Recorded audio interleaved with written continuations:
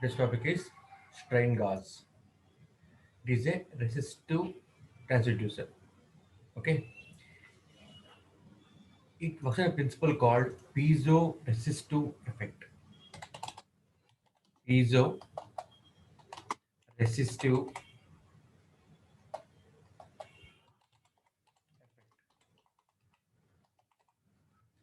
So it works on a principle piezo-resistive effect. అంటే ఏంటి? అంటే ఈ స్ట్రెయిన్ గాజ్ మీద పీజో పీజో అంటే ఏంటి అంటే స్ట్రెస్ అన్నమాట. స్ట్రెస్ కనుక అప్లై చేస్తే రైట్, స్ట్రెస్ అనేది ఎలా అప్లై చేయొచ్చు? స్ట్రెస్ అనేది ఎలా అప్లై చేయొచ్చు? స్ట్రెస్ అనేది అంటే ప్రెషర్ పెంచైనా సరే స్ట్రెస్ వచ్చేలా చేయొచ్చు, లేకపోతే ఫోర్స్ అప్లై చేసైనా సరే స్ట్రెస్ వచ్చే విధంగా చేయొచ్చు, వెయిట్ పెట్టైనా సరే స్ట్రెస్ అయ్యే విధంగా చేయొచ్చు, లోడ్ వేసినా సరే స్ట్రెస్ అయ్యేలా చేయొచ్చు. ఓకే, సో ఇలా అంటే ఈ స్ట్రెయిన్ గాజ్ మీద ప్రెషర్ కానీ, ఫోర్స్ కానీ, వెయిట్ కానీ, అండ్ దెన్ టార్క్ కానీ ఓకే, ఇట్లాంటివి ఇన్పుట్స్ ఇస్తే రైట్, ఈ స్ట్రెయిన్ గాజ్ ఏమవుతుందంటే స్ట్రెస్ గురవుతుంది అనమాట. ఫస్ట్ స్ట్రెస్ గురవుతుంది అనమాట. Piezo means stress right. Stress అవ్వడం వల్ల స్ట్రెయిన్ ఏర్పడుతుంది. ఎప్పుడైతే స్ట్రెయిన్ ఏర్పడిందో అప్పుడు దీని యొక్క రెసిస్టెన్స్ అనేది వేరీ అయిపోతుంది అనమాట. రైట్, సో స్ట్రెస్ అప్లై అవ్వటం వల్ల రెసిస్టెన్స్ మారిపోతూ ఉంది కాబట్టి this principle is called piezo resistive principle. Okay, కాబట్టి స్ట్రెయిన్ గాజ్ అన్నది it works on a principle called piezo resistive effect or piezo resistive principle. ఓకేనండి, సో మనం ఈ స్ట్రెయిన్ గాజ్ మీద ప్రెషర్ కానీ, ఫోర్స్ కానీ, వెయిట్ కానీ, లోడ్ కానీ, టార్క్ కానీ ఇట్లాంటి ఇన్పుట్స్ ఇచ్చినప్పుడు ఏమవుతుంది అంటే స్ట్రెస్ గురవుతుంది మెటీరియల్. స్ట్రెస్ గురవటం వల్ల స్ట్రెయిన్ ఏర్పడుతుంది. స్ట్రెయిన్ అవ్వటం వల్ల రెసిస్టెన్స్ అనేది మారిపోతుంది. ఓకే, సో రెసిస్టెన్స్ మారిపోతే కనుక అప్పుడు మనకు అవుట్పుట్ ఎలక్ట్రికల్ సిగ్నల్ మారిపోతూ ఉంటుంది. ఓకే, కాబట్టి ఇట్లాంటి ప్రాపర్టీ మీద వర్క్ చేస్తుంది కాబట్టి this property is called piezo resistive property and this effect is called piezo resistive effect. అంటే స్ట్రెస్ అప్లై చేయడం వల్ల రెసిస్టెన్స్లో మార్పులు వస్తున్నాయన్నమాట. రైట్, ఈ ప్రాపర్టీ మనం ఏమంటామంటే పీజో రెసిస్టివ్ ఎఫెక్ట్ అంటామన్నమాట. ఓకే, అయితే ఈ స్ట్రెయిన్ గాజ్ అన్నది it works on this principle right. It works on this principle strain gauge అన్నది. ఓకే, సో ఇది మనము ఇన్పుట్ ఇచ్చినప్పుడు అవుట్పుట్ రెసిస్టెన్స్ ఎలా మారిపోతుందో చూద్దాము. ఓకే, జనరల్లీ స్ట్రెయిన్ గాజ్ అన్నది ఎలా ఉంటుందంటేనమ్మా, it is made up of a material like nickel, copper nickel, chrome nickel, okay, and nickel iron alloys తో మనం తయారు చేస్తామండి. ఓకేనా, copper nickel, chrome nickel and nickel iron alloys తో మనం దీన్ని తయారు చేస్తూ ఉంటాం అనమాట. These are the materials used to construct this strain gauge right. అయితే ఈ మెటీరియల్స్ మనం ఎందుకు ఉపయోగిస్తుంటున్నాము అంటే స్ట్రెయిన్ గాజ్ కోసం మనం ఉపయోగించే మెటీరియల్స్ ఎలా ఉండాలి అంటే తక్కువ ఫోర్స్ అప్లై చేసిన టార్క్ అప్లై చేసిన, వెయిట్ పెట్టినా, లోడ్ పెట్టినా, ఇట్లాంటి ఇన్పుట్స్ ఏవి ఇచ్చినా సరే దీంట్లో మనకి ఎలా ఉండాలి అంటే వైర్ అనేది ఎలాంగేట్ అవ్వాలన్నమాట. వైర్ అన్నది బాగా ఎలాంగేట్ అవ్వాలన్నమాట. ఓకేనండి, బాగా సాగాలి రైట్. అలాంటి ఎలాస్టిక్ ప్రాపర్టీస్ ఇలాంటి ఎలాస్టిక్ ప్రాపర్టీస్ ఉన్న మెటీరియల్స్ మనం తీసుకోవాలన్నమాట. Okay, that's why we are using copper nickel, chrome nickel and nickel iron alloys. మనం అందుకని ఇలాంటి మెటీరియల్స్ మనం చూస్ చేసుకుంటున్నామమ్మా రైట్. సో ఇప్పుడు దీన్ని మనం ఎలా కన్స్ట్రక్ట్ చేస్తాము అసలు ఏంటి, ఇది ఎలా వర్క్ చేస్తుంది అంటే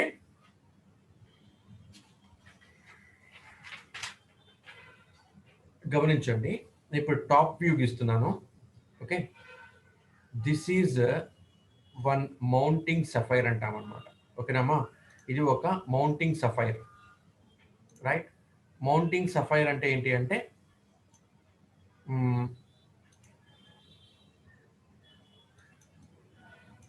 మనము స్ట్రెయిన్ గేజ్ దీని మీద కన్స్ట్రక్ట్ చేస్తామన్నమాట. దీని మీద మనము మౌంటింగ్ చేస్తామన్నమాట. ఓకేనా అండి? That's why it's called mounting sapphires అంటాం మనం వీటిని, రైట్? సో ఇది ఒక మౌంటింగ్ సఫైర్. అలాగే ఇట్లాంటి మౌంటింగ్ సఫైర్ ఇంకోటి ఉంటుందమ్మా, ఈ విధంగా క్రాస్గా ఉంటుంది అనమాట. ఓకే, ఇలా క్రాస్గా ఉంటుంది, రైట్? జనరల్ చెప్పాలంటే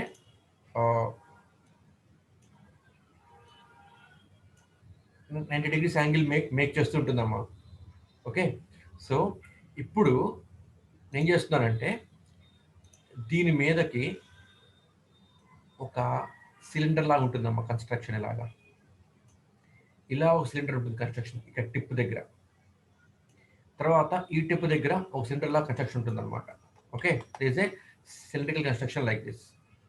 అలాగే దీని మీద కూడాను ఒక సిలిండ్రికల్ కన్స్ట్రక్షన్ ఉంటుంది అనమాట, ఈ విధంగా, రైట్? మనం ఏం చేస్తాము అంటే ఒకే వైర్ని వూండ్ చేస్తాము. మనము ఒకే వైర్ని వూండ్ చేస్తాము, రైట్? ఏ విధంగా అంటే ఈ విధంగా ఒకే వైర్ని వూండ్ చేస్తామన్నమాట. గమనించండి, ఇక్కడి నుంచి ఇక్కడికి ఒకటే వైర్, రైట్? మళ్ళీ అదే వైర్ ఇక్కడి నుంచి ఇక్కడికి, అదే వైర్ ఇక్కడి నుంచి ఇక్కడికి, అదే వైర్ ఇక్కడి నుంచి ఇక్కడికి. ఓకే, ఇలా వూండ్ చేస్తామన్నమాట, రైట్? గమనించండి అమ్మా, నేను ఫస్ట్ పెట్టి చూసారు 2 మౌంటింగ్ సఫైర్స్, ఇది. ఓకే, ఇవి ఎలా ఉంటాయంటే ఒకదాని మీద ఒకటి ఉంటాయి అన్నమాట, రైట్? అంటే మీరు ఒక స్కేల్ తీసుకొని ఇలాగా ఒక స్కేల్ తీసుకొని ఈ స్కేల్ మీద ఇంకో స్కేల్ ఇలా పెట్టారనుకోండి అమ్మా, ఎలా షేప్ వస్తుంది? ఓకే, ఆ విధంగా ఉంటాయి అన్నమాట. అంటే ఈ మౌంటింగ్ సఫైర్ మీద ఈ మౌంటింగ్ సఫైర్ ప్లేస్ అయి ఉంటుంది, అంతే, ప్లేస్ అయి ఉంటుంది. రెండు కూడా ఇక్కడ ఈ పాయింట్ దగ్గర రెండు కూడా ఫిక్స్ అయి ఉండవు అనమాట. రెండు ఈ పాయింట్ దగ్గర ఫిక్స్ అయి ఉండవు అనమాట. దానివల్ల ఏమవుతుంది అంటే ఈ మౌంటింగ్ సఫైర్ ఈజీగా పైకి కిందకి మూవ్ అవుతుంది. ఓకేనండి, పైకి కిందకి ఇలాగా స్వింగ్ అవుతూ ఉంటుంది అనమాట. ఓకే, ఇలా స్వింగ్ అవుతూ ఉంటుంది పైకి కిందకి కూడా, రైట్? సో ఈ విధంగా మనం ఒకటే వైర్ని పెట్టామన్నమాట. సో గమనించండి, ఇప్పుడు ఈ మౌంటింగ్ సఫైర్ నుంచి ఈ మౌంటింగ్ సఫైర్ వరకు ఉన్న లెంత్ ఎంతైతే ఉన్నదో ఇక్కడి నుంచి ఇక్కడికి కూడా లెంత్ అదే ఉంటుంది. So suppose the length here is L. Okay, ఈ మౌంటింగ్ సఫైర్ నుంచి ఈ మౌంటింగ్ సఫైర్ వరకు కూడా లెంత్ ఎల్ఏ ఉంటుంది. అలాగే ఈ మౌంటింగ్ సఫైర్ నుంచి ఈ మౌంటింగ్ సఫైర్ వరకు కూడా లెంత్ ఎల్ఏ ఉంటుంది. అలాగే ఈ మౌంటింగ్ సఫైర్ నుంచి ఈ మౌంటింగ్ సఫైర్ వరకు కూడా లెంత్ ఎల్ఏ ఉంటుంది. సో 4 సైడ్స్ కూడాను ఈక్వల్ లెంత్ ఉన్నాయన్నమాట. 4 సైడ్స్ కూడాను ఈక్వల్ లెంత్ అన్నది ఉందన్నమాట. ఈ వైర్కి ఈక్వల్ లెంత్ అనేది ఉందన్నమాట వైర్కి. ఓకేనా అండి? నౌ ఇంకోటి గమనించండి, ఇక్కడ ఈ మౌంటింగ్ సఫైర్ నుంచి ఈ మౌంటింగ్ సఫైర్ వరకు ఎంతైతే థిక్నెస్ ఉందో, అంటే డయామీటర్ ఎంతైతే ఉందో, ఓకేనా, డయామీటర్ ఎంతైతే ఉందో, right? Diameter means cross section area. ఓకేనా, diameter here means cross section area ఏ ఎంతైతే ఉన్నదో ఈ మౌంటింగ్ సఫైర్ నుంచి ఈ మౌంటింగ్ సఫైర్ వరకు కూడాను అదే డయామీటర్ ఉంటుంది, అంటే అదే క్రాస్ సెక్షన్ ఏరియా ఉంటుంది. అలాగే ఈ మౌంటింగ్ సఫైర్ నుంచి ఈ మౌంటింగ్ సఫైర్ వరకు కూడాను అదే క్రాస్ సెక్షన్ ఏరియా ఉంటుంది. అలాగే ఇక్కడ కూడాను సేమ్ క్రాస్ సెక్షన్ ఏరియా ఉంటుంది అనమాట. So cross section area equal గా ఉంది, రైట్? సిన్స్ నేను తీసుకుంటుంది మొత్తం ఒకటే మెటీరియల్ కాబట్టి, ఇక్కడ నుంచి ఈ మౌంటింగ్ సఫైర్ వరకు నుంచి ఈ మౌంటింగ్ సఫైర్ వరకు ఉన్న ఈ లెంత్ ఆఫ్ వైర్ యొక్క రెసిస్టివిటీ రో అన్నది ఎంతైతే ఉందో సేమ్ అదే వాల్యూ ఇక్కడ కూడా ఉంటుంది అనమాట. అంటే ఈ మౌంటింగ్ సఫైర్ నుంచి ఈ మౌంటింగ్ సఫైర్ వరకు మధ్యలో ఉన్న వైర్ కూడాను, అంటే సేమ్ వైర్ ఉపయోగిస్తున్నాను, వైర్ నేను ఒకటే ఉపయోగిస్తున్నాను కాబట్టి రెసిస్టివిటీ రో అనేది మారదమ్మా. రెసిస్టివిటీ రో అనేది ఎప్పుడు మారుతుంది అంటే ఏమన్నా కంటామినేట్ అయితే, ఓకేనమ్మా, కంటామినేట్ అయితే మెటీరియల్ అప్పుడు రెసిస్టివిటీ ఆఫ్ మెటీరియల్ మారిపోతూ ఉంటుంది అనమాట. అయితే ఎల్లాయిస్ కూడా మారిపోతూ ఉంటుంది. ఓకేనా, టెంపరేచర్ బాగా పెరిగితే అప్పుడు కూడాను మారిపోతూ ఉంటుంది అనమాట. సో టెంపరేచర్ బాగా పెరగాలి, జనరల్లీ రో మారదు, రైట్? సో ఇప్పుడు నాకు ఏమైంది అంటే ఇప్పుడు గమనించండి, ఇది మొత్తం నా ఒకటే మెటీరియల్. ఈ పాయింట్ దగ్గర నుంచి ఇక్కడి నుంచి ఇక్కడి నుంచి ఇక్కడి నుంచి మళ్ళీ ఇక్కడికి వస్తే కనుక నేను ఈ టోటల్ వైర్ అన్నది ఎక్కడ నేను కట్ చేయదమ్మా. అంటే ఇలా ఒక మోటింగ్ సఫైర్, ఇలా మోటింగ్ సఫైర్ తీసుకొని రైట్ ఒక వైర్ని 462 mute your self 462 mute your self 462 mute your self.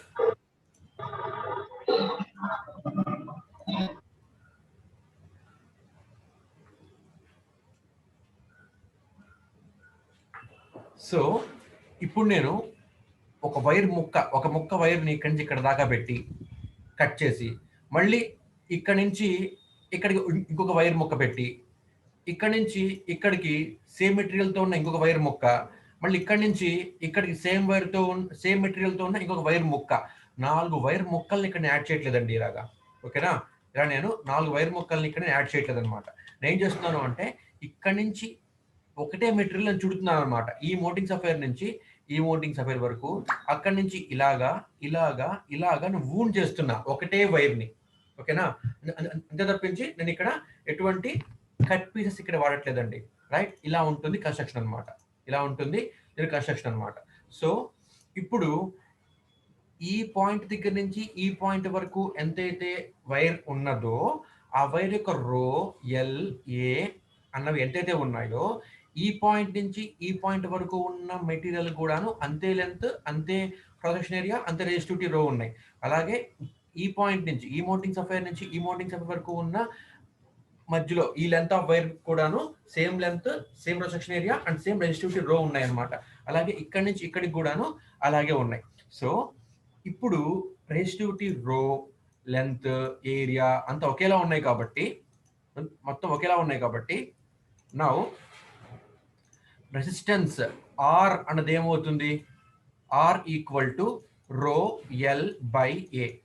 రో ఎల్ బై ఏ అంటే ఈ పాయింట్ నుంచి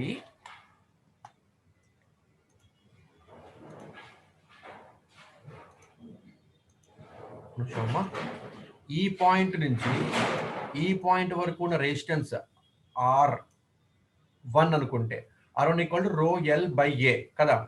రైట్? ఓకేనమ్మా, అర్థమవుతుందమ్మా? ఈ మౌంటింగ్ సఫైర్ నుంచి ఈ మౌంటింగ్ సఫైర్ వరకు ఉన్న ఈ లెంత్ ఆఫ్ వైర్ యొక్క రెసిస్టెన్స్ నేను R1 అనుకుంటే, ఓకే, R1 అనుకుంటే ఈ లెంత్ ఆఫ్ వైర్ ఈ మౌంటింగ్ సఫైర్ నుంచి ఈ మౌంటింగ్ సఫైర్ వరకు ఉన్న రెసిస్టెన్స్ ఆఫ్ ద వైర్ నేను R2 అనుకుంటే, ఓకే, ఈ మౌంటింగ్ సఫైర్ నుంచి ఈ మౌంటింగ్ సఫైర్ వరకు ఉన్న లెంత్ ఆఫ్ వైర్ యొక్క రెసిస్టెన్స్ నేను R3 అనుకుంటే, రైట్? అలాగే ఈ మౌంటింగ్ సఫైర్ నుంచి ఈ మౌంటింగ్ సఫైర్ ఉన్న length of resistance of wire నేను R4 అనుకుంటే, గమనించండి, R1 is equal to R2 is equal to R3 is equal to R4 అవుతుందమ్మా. ఓకేనండి, అర్థమవుతుందమ్మా? R1 equal to R2 equal to R3 equal to R4 అవుతుంది అనమాట. అంటే resistance అన్నది టోటల్ గా మనకి సేమ్ గా ఉందండి. రెసిస్టెన్స్ అనేది మొత్తం మనకి సేమ్ గా ఉంది అనమాట. ఓకేనా? if I assume this as 4 resistors of a Wheatstone bridge, if I assume this as a 4 resistors of a Wheatstone bridge, ఇలా నేను తీసుకుంటే కనుక, if I assume this like this, so ఇలా నేను కనుక assume చేసుకుంటే, ఓకే, ఇక్కడ సప్లై ఇవ్వటము అండ్ ఇక్కడ అవుట్పుట్ తీసుకోవటము, రైట్? ఇలా నేను కనుక assume చేసుకుంటే గల్వామీటర్ G ఇలా మనం assume చేసుకుంటే, సో బ్రిడ్జ్ వరకు ఇప్పుడు ఏమైంది అంటే బ్యాలెన్స్ అయిందమ్మా. R1, R2, R3, R4 అనుకుంటానమ్మా రెసిస్టెన్స్ నేను.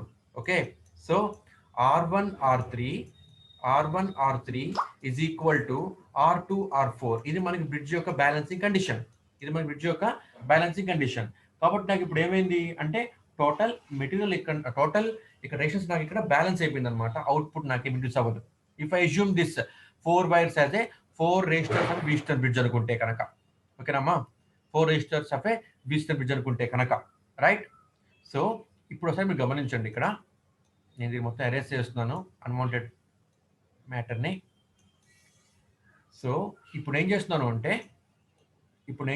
నేను ఇప్పుడు దేని యొక్క ఫోర్స్ చెప్తాను.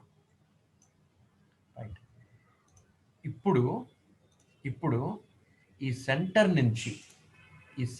నుంచి నేను ఏం చేస్తున్నాను అంటే 90 degrees పర్పెండిక్యులర్గా పైకి అనమాట. Okay, towards Z axis. ఓకేనామా, ఆర్ టువర్డ్స్ వై యాక్సిస్ అనుకోండి. ఓకేనా, టువర్డ్స్ వై యాక్సిస్ అనుకోండి. రైట్, అంటే మీ స్క్రీన్కి పర్పెండిక్యులర్గా ఉందన్నమాట. ఓకేనామా, మీ స్క్రీన్కి పర్పెండిక్యులర్గా ఉందన్నమాట. ఓకేనా, నీకు ఏం చేశాను ఇప్పుడు ఇక్కడ నేను ఒక డయాఫ్రామ్ పెట్టాను అనమాట. ఇది ఒక డయాఫ్రామ్. ఓకేనండి, ఇది డయాఫ్రామ్. డయాఫ్రామ్ అంటే ఏంటి? Pressure sensing element, force summing point అంటాం మనం దాన్ని. ఓకేనా, ఆల్రెడీ మీకు సార్ చెప్పే ఉంటారు ఈ డయాఫ్రామ్స్ ఫస్ట్ యూనిట్ చెప్పే ఉంటారు ఇంట్రడక్షన్ అయిపోయిన తర్వాత. సో ఈ డయాఫ్రామ్ అంటే ఏంటంటే ప్రెషర్ సెన్సింగ్ ఎలిమెంట్. ఆల్రెడీ మొన్న కూడా చెప్పాను మీకు నేను. ఈ డయాఫ్రామ్ని మనం సైడ్ వ్యూ చూస్తే కనుక ఈ విధంగా ఉంటుంది చెప్పాను, అవునా? మన మీద ఫోర్స్ అప్లై చేస్తే ఏమవుతుంది అంటే ఈ డయాఫ్రామ్ ఇలా బెండ్ అవుతుంది చెప్పాము మీకు కూడా నేను. రైట్, సో ఇప్పుడు దేని యొక్క ఫోర్స్ కనుక్కోవాలనుకుంటున్నామో, దేని యొక్క ప్రెషర్ కనుక్కోవాలనుకుంటున్నామో, ఆర్ దేని యొక్క వెయిట్ కనుక్కోవాలనుకుంటున్నామో, ఆ లోడ్ అనేది ఏమైంది అంటే ఈ డయాఫ్రామ్ యొక్క ఇదిగోండి ఈ దిస్ ఇస్ కాల్డ్ బీమ్ అనమాట. ఈ బీమ్ మీద పడింది అనమాట. ఇలాగా పడినప్పుడు ఏమవుతుంది అంటే డయాఫ్రామ్ బెండ్ అవుతుంది. బెండ్ అయినప్పుడు ఏమవుతుంది అంటే గమనించండి. ఇప్పుడు ఈ మౌంటింగ్ సర్ఫేస్ రెండు ఎలా ఉన్నాయండి? ఇది ఒక మౌంటింగ్ సర్ఫేస్ అనుకుంటే, ఇది ఒక ఛానల్ అనమాట. ఒక స్కేల్ తీసుకోండి, ఇది ఒక స్కేల్ అనుకుంటే, ఇంకో స్కేల్ ఎలా పెట్టామమ్మా? దీని మీద పెట్టాము ఇలాగా. ఓకే, ఇంకో స్కేల్ మనము దీని మీద ఇలా పెట్టాము, అవునా? ఇంకో స్కేల్ మనం దీని మీద ఇలా పెట్టాము. రైట్, ఇప్పుడు ఇక్కడ సెంటర్లో వీటిని రెండు ఫిక్స్ అయ్యలేదండి. రెండింటి ఇక్కడ నేను వీటిని ఫిక్స్ అయ్యలేదన్నమాట, అతికించలేదు. అప్పుడు ఏమవుతుంది? ఒకవేళ నేను కనుక ఇప్పుడు ఈ ఎండ్ మీద, ఓకేనా, ఈ ఎండ్ మీద ఫోర్స్ అప్లై చేశాను అనుకోండమ్మా, అప్పుడు ఏమవుతుంది అంటే ఇది కిందకి బెండ్ అవుతుంది, ఇది పైకి లేస్తుంది, అవునా కదా? మీరు ఒక రెండు స్కేల్స్ని, ఒక స్కేల్ ఇంకో స్కేల్ పెట్టండి, ఇంకో స్కేల్ పెట్టి ఒక స్కేల్ మీద ఇంకో స్కేల్ పెట్టండి. రైట్, ఇంకో స్కేల్ పెట్టి ఒక పైన పెట్టిన స్కేల్ యొక్క ఒక ఎండ్ దగ్గర మీరు ప్రెస్ చేయండి. ప్రెస్ చేస్తే ఏమవుతుంది? ఆ స్కేల్ ఎక్కడైతే మీరు ప్రెస్ చేస్తున్నారో కిందకి వెళ్తుంది. ఓకే, ఆపోజిట్ అంటే పైకి వస్తుంది, అవునా కదా? అర్థమైందమ్మా చెప్పింది మీకు నేను? రైట్, ఇది కొంచెం మీరు ఊహించుకోవాలి. ఓకే, నేను చెప్తాను ఇప్పుడు ఏంటంటే, మీరు ఇలాంటి ఒక స్కేల్ తీసుకున్నారు, ఇదొక స్కేల్. ఈ స్కేల్ మీద మీరు ఇంకో స్కేల్ పెట్టారు, ఇక్కడ ఇలా మీరు ఇంకో స్కేల్ పెట్టారు. రైట్, ఇప్పుడు మీరు ఏం చేస్తున్నారు అంటే ఈ రెండు స్కేల్స్ ఒకదాని మీద ఒకటి ఉన్నాయి కానీ అటాచ్ చేసలేవు, అతికించలేవు. ఇప్పుడు మీరు ఈ టిప్పు దగ్గర కనుక మీరు ప్రెస్ చేస్తే కిందకి ప్రెస్ చేస్తే ఏమవుతుంది? ఈ టిప్పు కిందకు వస్తుంది. అప్పుడు ఈ టిప్ ఏమవుతుంది? పైకి లేస్తుంది, అవునా అమ్మా? ఈ టిప్పు పైకి లేస్తుంది, అవునా? రైట్, సో అలాగే ఇప్పుడు ఈ ప్రెషర్ సమ్మింగ్ పాయింట్ డయాఫ్రామ్ మీద మనం ఫోర్స్ అప్లై చేస్తే ఏమవుతుంది అంటే ఈ పైన పెట్టిన స్కేల్ చూసారు, ఈ స్కేల్ దీని మీద మనకి ఏమవుతుంది అంటే ప్రెషర్ పడుతుంది అనమాట. ప్రెషర్ పడి ఒక ఎండ్ ఏమో కిందకు వస్తుంది, ఒక ఎండ్ ఏమో పైకి వెళ్తుంది. ఓకేనండి, ఇప్పుడు దీన్ని ఇలా ఎజ్యూమ్ చేసుకోండి. ఎలాగా అంటే ఇది ఒక రబ్బర్ బ్యాండ్ అనమాట. ఓకేనా, ఇది ఒక రబ్బర్ బ్యాండ్, ఇలా ఉంది, ఈ షేప్లో ఉంది రబ్బర్ బ్యాండ్. రైట్, ఈ షేప్లో ఉంది రబ్బర్ బ్యాండ్. మీరేం చేస్తున్నారు అంటే ఈ రబ్బర్ బ్యాండ్ దగ్గర ఒక ఎండేమో ఇలా లాగుతున్నారు బయటికి, ఒక ఎండేమో ఇలా లోపలికి మీరు వదులుతున్నారు. ఓకేనా, అదే కదా మనం ఇక్కడ చెప్పుకుంది. గమనించండి, ఒక ఎండేమో కిందకు వస్తుంది, ఈ ఎండ్ పైకి వెళ్తుంది. ఓకేనామా, అర్థమవుతుందా? అంటే ఇదిగోండి, ఇప్పుడు ఈ ఎండ్ని మీరు కిందకి లాగుతున్నారు. ఓకేనా, ఈ రబ్బర్ బ్యాండ్లో మీరు 4 ఫింగర్స్ తీసుకోండి. 4 ఫింగర్స్కి ఏం చేస్తారు? రబ్బర్ బ్యాండ్ ఇలా స్క్వేర్ షేప్లో పెట్టండి. స్క్వేర్ షేప్లో పెట్టి ఒక వేలుకి పెట్టిన రబ్బర్ బ్యాండ్ని కిందకి లాగండి ఇలాగా. ఓకే, ఆపోజిట్ ఫింగర్ని కొద్దిగా లోపలికి మీరు తీసుకొని రండి. ఓకే, లోపలికి తీసుకొస్తే ఏమవుతుంది? ఈ రెండు వైర్లు ఏమవుతాయంటే లెంత్ ఇలా తగ్గుతాయి. తగ్గుతాయి. ఈ 2 వైర్లు ఏమవుతాయి, లెంత్ ఇలా పెరుగుతాయి, ఎందుకంటే రబ్బర్ బ్యాండ్ సాగదీస్తున్నారు కాబట్టి. అవునమ్మా, రబ్బర్ బ్యాండ్ ఇలా సాగదీస్తున్నారు కాబట్టి 2 వైర్ల దగ్గర వచ్చేటప్పటికి ఏంటంటే లెంత్ తగ్గుతుంది. ఎందుకని, ఈ ఎండ్ని మీరు లోపలికి తీసుకొస్తున్నారు అనమాట. ఈ ఎండ్ని మీరు లోపలికి పట్టుకొస్తున్నారు, ఈ ఎండ్ని బయటికి లాగుతున్నారు ఇలాగా.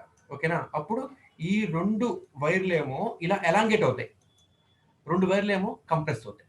అంతేనా, సేమ్ ప్రిన్సిపల్ ఇక్కడ అప్లై అవుతుంది. అందుకే నేను చెప్పాను మీకు, నేను ఎలాంటి మెటీరియల్ తీసుకోవాలి అంటే ఇట్ మస్ట్, మనం కొద్దిగా ప్రెషర్ పెట్టినా, ఫోర్స్ పెట్టినా, వెయిట్ పెట్టినా, లోడ్ పెట్టినా, టార్క్ పెట్టినా సరే ఇవి స్ట్రెస్ అవ్వాలి. స్ట్రెస్ అవ్వడం వల్ల స్ట్రెయిన్ ఏర్పడాలి, దానివల్ల రెసిస్టెన్స్ మారాలని చెప్పాను. నేను అంటూ మాట చెప్పాను, it is made up of copper nickel, chrome nickel and nickel iron alloys అని చెప్పాను. నేను ఈ మెటీరియల్స్ ఎందుకు ఉపయోగిస్తాము అంటే it has high elastic properties ఉన్నాయి కాబట్టి ఉపయోగిస్తాం మనం ఈ మెటీరియల్స్ అనమాట.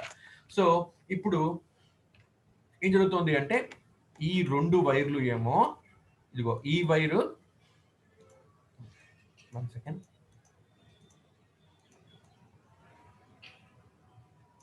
ఇలా మనం ప్రెషర్ అప్లై చేసినప్పుడు ఏమైంది, ఈ వైర్, ఈ మౌంటింగ్ సఫైర్ ఏమో కిందకి ఇలాగా ప్రెస్ అవుతుంది, ఈ మౌంటింగ్ సఫైర్ ఏమవుతుంది, ఇలా పైకి వస్తుంది.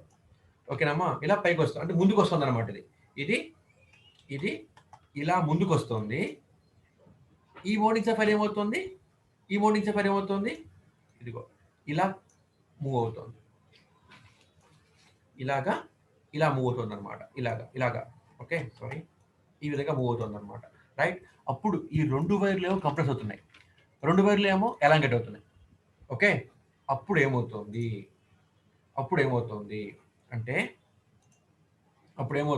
అంటే గమనించండి, ఈ 2 వైర్లు కూడాను కంప్రెస్ అవుతున్నాయి కాబట్టి లెంత్ తగ్గుతోంది. ఎలాస్టిక్ మెటీరియల్స్కి ఏమవుతుంది అంటే, ఇప్పుడు ఒక రబ్బర్ బ్యాండ్ తీసుకోండి, రబ్బర్ బ్యాండ్ తీసుకున్నప్పుడు రబ్బర్ బ్యాండ్ ఒక దగ్గర కట్ చేయండి, కట్ చేసి దాని యొక్క డయామీటర్ చూడండి, రబ్బర్ బ్యాండ్ సాగతీయండి, అప్పుడు డయామీటర్ చూడండి, సాగిసినప్పుడు ఏమవుతుంది, డయామీటర్ తగ్గిపోతుంది, కంప్రెస్ చేసినప్పుడు ఏమవుతుంది, డయామీటర్ పెరుగుతుంది. సో లెంత్ తగ్గడం వల్ల క్రాస్ సెక్షన్ ఏరియా ఇక్కడ పెరిగింది, దీనికి లెంత్ తగ్గింది, క్రాస్ సెక్షన్ ఏరియా పెరిగింది. Okay, what about resistivity rho, it will doesn't change. Resistivity rho అసలు మారదు, రెసిస్టివ్ టు రో అలాగే ఉంది.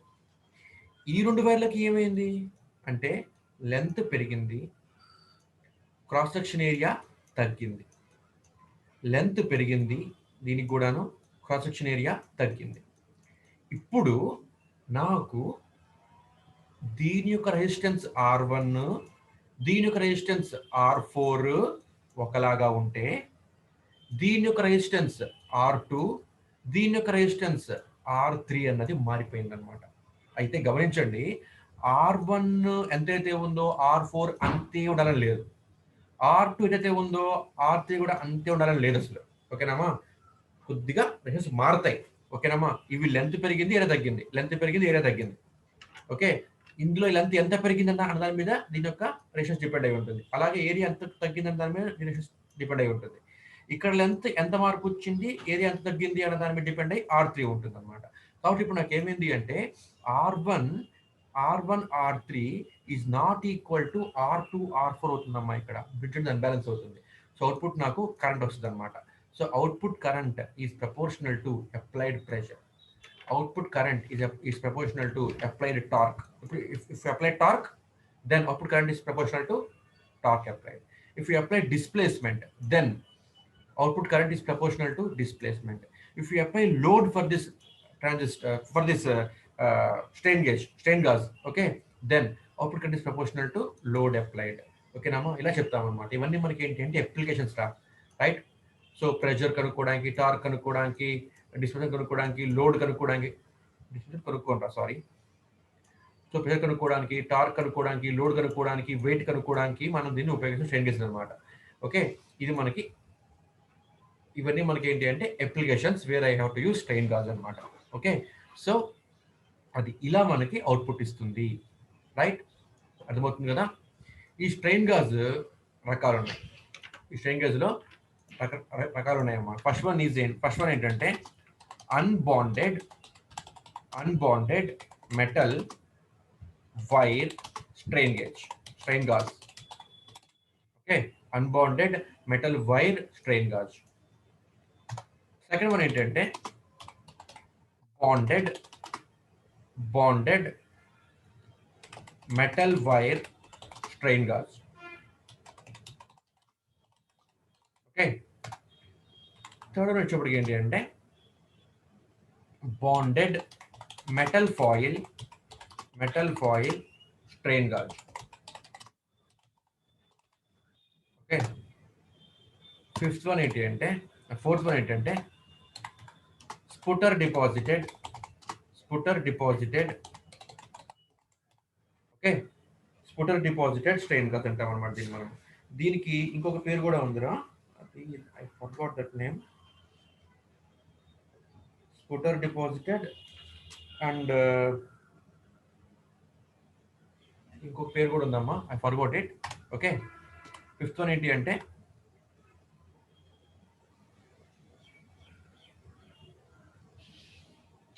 Sputter deposited or diffusion type, right, or diffusion type strain gauge.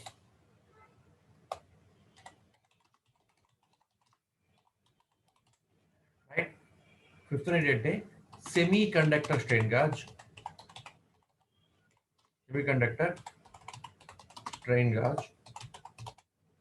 Okay, and sixth one is rosette. Okay, ఇవన్నీ మనకి types of strain గాజెస్ అన్నమాట.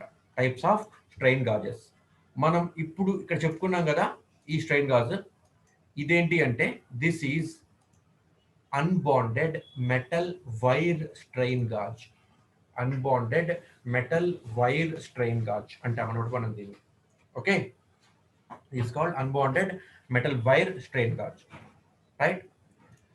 So ఒకటి మీరు గుర్తుంచుకోవాలమ్మా, ఈ స్ట్రెయిన్ గాజెస్ యొక్క what are dimensions of the strain gauges. Unbonded అంటే ఏంటి అంటే మనకు ఎటువంటి గమ్ ఉపయోగించలేదమ్మా. స్ట్రెయిన్ గాజ్ని ఇది ఎస్ అమ్మా, ఇది ఎస్. ఓకే, స్ట్రెయిన్ గాజ్ని మనం తయారు చేయడానికి here I don't use any bonding materials. అంటే ఇక్కడ ఎటువంటి గమ్స్ నేను ఉపయోగించలేదండి, right. So this is unbonded metal wire strain gauge. ఓకేనండి, అయితే గమనించండి అమ్మా, ఈ unbonded metal wire strain gauge అంటే మనం చెప్పుకున్నాం కదా, ఇవి చాలా చిన్నగా ఉంటాయమ్మా. ఇవి చాలా చిన్నగా ఉంటాయి. మీకు చూపించడానికి గీసంగా అనిపించి మ్యాక్సిమం ఇది 2.5 సెంటీమీటర్స్ నుంచి 5 సెంటీమీటర్స్ ఉంటుందేమో అమ్మ, అంతే. చాలా చిన్నగా ఉంటాయండి ఇవి. ఓకే, చాలా చిన్నగా ఉంటాయి అన్నమాట. ఇవి ఎక్కడెక్కడ ఉపయోగిస్తామంటే ఇండస్ట్రీస్లో జనరల్గాను లోడ్ కనుక్కోవడానికి అనమాట. అంటే ఫర్ ఎగ్జాంపుల్ మీరు ఎలా చెప్పాలి ఎగ్జాంపుల్, రైట్ మీరు ఏం చేశారు అంటే లెట్స్ టేక్ సిమెంట్ ఫ్యాక్టరీస్లో ఏంటి అంటే సిమెంట్ని గోతంలో కట్టేసిన తర్వాత కన్వేయర్ బెల్ట్స్ మీద ఏం చేస్తారు అంటే ట్రాన్స్పోర్టేషన్ కోసం చెప్పి పట్టుకెళ్ళిపోతారు అనమాట. ఓకేనమ్మా, కన్వేయర్ బెల్ట్ ఒక రబ్బర్ బెల్ట్స్ తిరుగుతూ ఉంటాయి అనమాట. రబ్బర్ బెల్ట్స్ మీద ఈ సిమెంట్ బస్తాలు మొత్తం మనం పెట్టేస్తూ ఉంటే ఆ రబ్బర్ బెల్ట్స్ మూవ్ అవుతూ ఉంటాయి. సో సిమెంట్ బస్తాలు మొత్తం కూడాను ఎక్కడైతే తయారైనాయో అక్కడి నుంచి ఇది ఏంటంటే మ్యానుఫ్యాక్చరింగ్ డిపార్ట్మెంట్ అనమాట. మ్యానుఫ్యాక్చరింగ్ డిపార్ట్మెంట్ ఇక్కడ ఉంది. ఇక్కడ వచ్చేప్పటికి ఏముంది అంటే ట్రాన్స్పోర్టేషన్ డిపార్ట్మెంట్ ఉందన్నమాట. అంటే లారీలోకి ఇక్కడ ఎక్కిస్తారమ్మా. సో మ్యానుఫ్యాక్చరింగ్ డిపార్ట్మెంట్ నుంచి ట్రాన్స్పోర్టేషన్ డిపార్ట్మెంట్ దాకా ఒక కన్వేయర్ బెల్ట్ ఉంటుందన్నమాట. మ్యానుఫ్యాక్చరింగ్ డిపార్ట్మెంట్ దగ్గర ఏం చేస్తారు అంటే ఈ బెల్ట్ మూవ్ అవుతూ ఉంటుంది. ఈ మ్యానుఫ్యాక్చరింగ్ డిపార్ట్మెంట్ దగ్గర ఏం చేస్తారు అంటే ఈ బస్తాలను పెడతారనమాట. ఇక్కడ బస్తాలని ప్లేస్ చేస్తారనమాట. దీని మీద ప్లేస్ చేస్తూ ఉంటే ఏమవుతుంది అంటే ఈ బెల్ట్ మీద ఆ బస్తాలు మొత్తం మూవ్ అవుతూ ఉంటాయి. అండ్ దెన్ ఈ ట్రాన్స్పోర్టేషన్ డిపార్ట్మెంట్ వాటి మొత్తాన్ని లారీస్కి ఎక్కిచ్చేస్తుంది అనమాట. అయితే ఇక్కడ ఎన్ని టన్స్ ఆఫ్ సిమెంట్, ఓకేనమ్మా, ఎన్ని metric tons of cement dispatch చేసాము అన్నది కావాల్సి వస్తుంది అనమాట ఇక్కడ.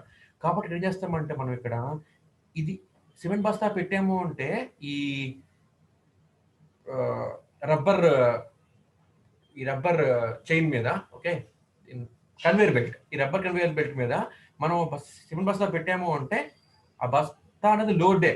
ఓకేనా? దీని కింద మనం ఏం పెడతాము అంటే వీటి కింద విల్ ప్లేస్ స్ట్రెయిన్ గాజెస్ అనమాట. స్ట్రెయిన్ గాజెస్. ఇక్కడ స్ట్రెయిన్ గేజ్ పడతాం అనమాట. ఇక్కడ స్ట్రెయిన్ గేజ్ పడితే ఏమవుతుందంటే ఈ బస్తా మూవ్ అవుతూ ఈ స్ట్రెయిన్ గేజ్ మీద పడుతుంది అనమాట. లోడ్ పడి మూవ్ అయిపోతూ ఉంటుంది అంతే ఇలాగా. ఓకే, అంటే ఈ సిమెంట్ బస్తా పెట్టినప్పుడు ఈ బెల్ట్ మీద బెల్ట్ ఏమవుతుంది, కిందకి సాగ్ అవుతుంది అనమాట, కిందకి ప్రెస్ అవుతుంది. ప్రెస్ అయినప్పుడు ఏమవుతుంది అంటే ఈ డయాఫ్రాము ఈ ఈ స్టిక్ చేసే పని ఇప్పుడు ఇక్కడ చేస్తుంది అనమాట. రైట్, ఈ బస్తా పెట్టినప్పుడు ఏమవుతుందంటే ఈ ఈ కన్వేయర్ బెల్ట్ అనేది ప్రెస్ అవుతుంది అనమాట. అప్పుడు ఈ స్ట్రెయిన్ గేజ్ యొక్క ఈ సఫైర్ మోడ్స్ మీద ప్రెషర్ పడుతుంది, వంగుతుంది, అవుట్పుట్ నాకు కరెంట్ ఇస్తుంది అనమాట. దాన్ని బట్టి చెప్తాము ఎంత లోడ్ వెళ్తుంది అన్నది అనమాట. ఓకేనండి, ఇది ఒక అప్లికేషన్. రైట్, తర్వాత ఫర్నేస్ ఉంటుంది ఇక్కడ. ఓకే, ఇక్కడేమో కోల్ ప్లాంట్ ఉంటుంది అనమాట. కోల్ ప్లాంట్ అంటాం, ఇట్స్ కాల్డ్ సిహెచ్పి అంటాము, కోల్ హ్యాండ్లింగ్ ప్లాంట్ అంటాం అనమాట. ఇదేమో ఫర్నేస్. సో ఏం చేయాలి అంటే ఫర్నేస్ లోకి కోల్ని మనం పంపించాలన్నమాట. ఎవడు కూడా ఫర్నేస్ దగ్గర కూర్చొని కోల్ వేస్తూ కూర్చోడాడు కదా. సో సిహెచ్పి నుంచి ఏమవుతాయంటే ఈ సిహెచ్పి దగ్గర నుంచి, ఇది సిహెచ్పి దగ్గర నుంచి ఫర్నేస్కి బెల్ట్స్ ఉంటాయి, కన్వేయర్ బెల్ట్స్ ఉంటాయి అనమాట.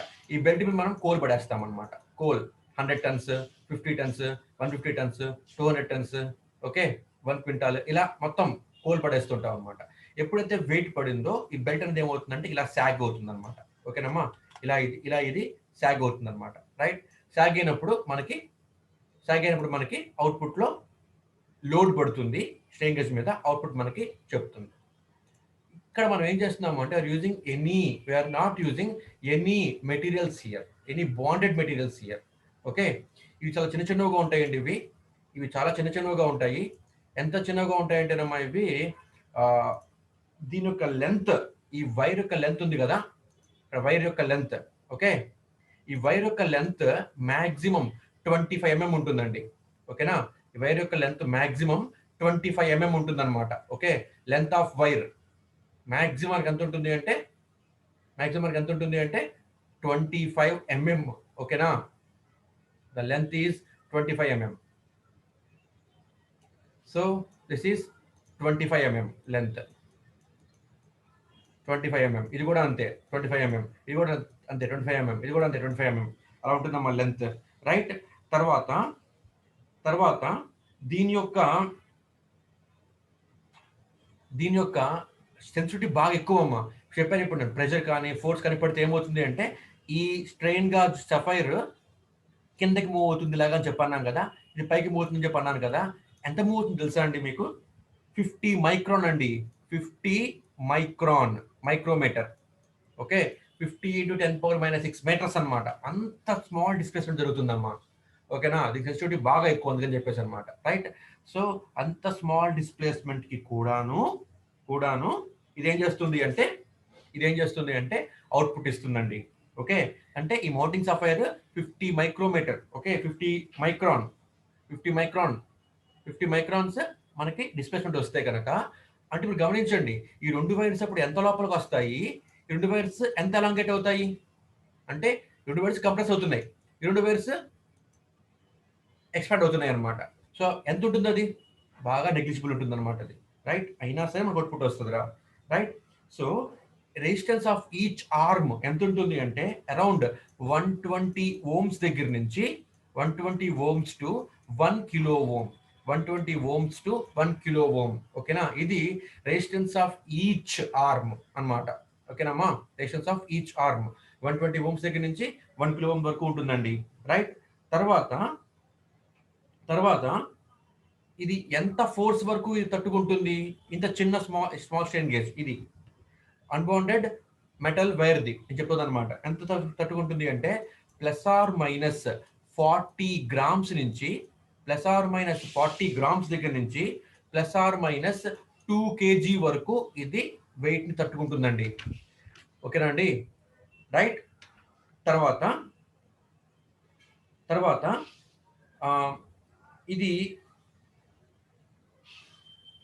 ఇది ఎంత వోల్టేజ్ మనం ఇన్పుట్ ఇస్తాము అంటే గమనించండి. అంటే ఇక్కడ మనం వోల్టేజ్ ఇస్తున్నాం కదా, ఎంత వోల్టేజ్ ఇస్తాము ఇక్కడ మనము అంటే 5 volts to 10 volts optimum అనమాట.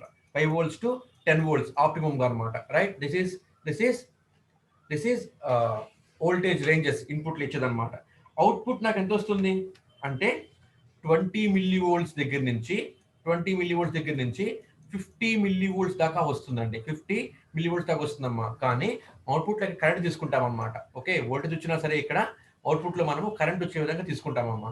రైట్, ఇది మనకి ఏంటి అంటే అన్బాండెడ్ మెటల్ వైర్ స్ట్రెయిన్ గేజ్ అనమాట. ఇంకొక అడ్వాంటేజ్ దీనికి ఏంటి అంటే దీనికి it has very low hysteresis. It has very low hysteresis అనమాట. హిస్టెరిసిస్ ఎప్పుడు బాగా తక్కువ ఉండాలండి. హిస్టెరిసిస్ ఎక్కువ ఉంటే ఏమవుతుంది అంటే ఎర్రర్స్ వస్తాయి అనమాట. Right, and and speed of response బాగా తగ్గిపోతుంది అనమాట. రైట్, ఇంకొకటి ఏంటి అంటే దీని యొక్క సెన్సిటివిటీ బాగా ఎక్కువ, అలాగే యాక్యురసీ కూడా చాలా ఎక్కువ అనమాట. స్పీడ్ ఆఫ్ రెస్పాన్స్ కూడా బాగా ఎక్కువ. So this all are advantages అనమాట. ఓకేనండి. సో దీంట్లో డిసడ్వాంటేజ్ ఏంటి అంటే హై లోడ్స్ మనం వేస్తే మాత్రం పాడవుతుంది. కాబట్టి రేంజ్ దాటి అయితే మనం వేయకూడదు. రేంజ్ దాటిపోతే ఏమవుతుందంటే దీనికి యాక్యురసీ తగ్గిపోతుంది. Right, everyone write your roll numbers in chat box. Everyone, write your roll numbers in chat box. So these are for today's class.